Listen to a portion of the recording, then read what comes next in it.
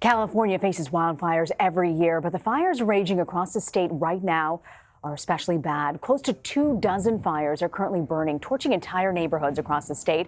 And as firefighters continue to take them on, the question arises, what exactly is fueling these fires? David Wallace-Wells is a deputy editor for New York Magazine. He joins me now on set. Why is it, David? Why do you think California is so prone to these wildfires? Well, it's a combination of natural conditions and the damage we've done to the environment. Because of climate change, we're dealing with about 2.5 more months of wildfire season now than just a few decades ago. That's because as the planet gets hotter, forests dry out, and there's also in these parts of California a little more wind, which can really give fuel to a fire. You know, the last couple of months, we've seen a lot of catastrophic weather, hurricanes, wildfires, earthquakes. Can you point and say concretely that climate change has led to these situations that we've seen?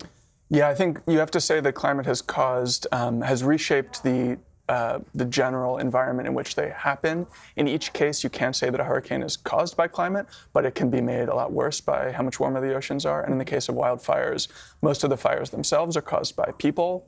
But the fact is that if you don't have dry forests there, it's not going to light in the way that it has in California. And that's really has to do with climate. Has to do with climate. You ended your article saying that things are only going to get worse. Does research say that we'll see more of these deadly string of wildfires? Do you believe that this is just the beginning?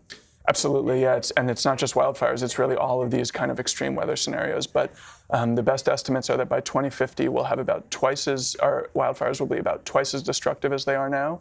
In some parts of the country, as much as 5 times more destructive.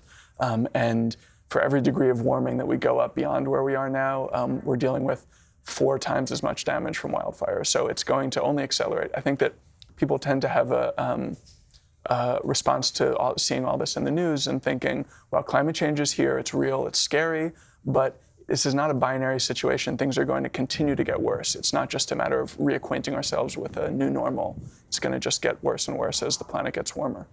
You say in your article that the disaster exposure that the United States, the world's wealthiest country, is unable to properly respond to this type of destruction. What's your message after doing this research?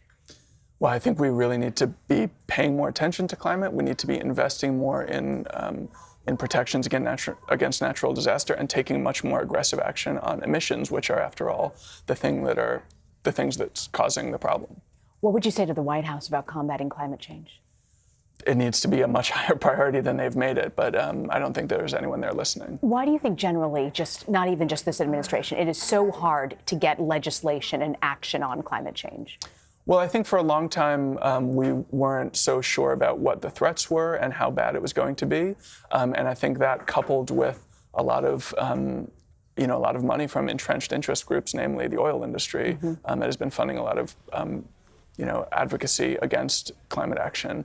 I think those two things are really the main causes of inaction. You paint a fascinating picture on climate change in this article. David Wallace-Wells, thank you very much for joining us. Thanks for having me. Yep.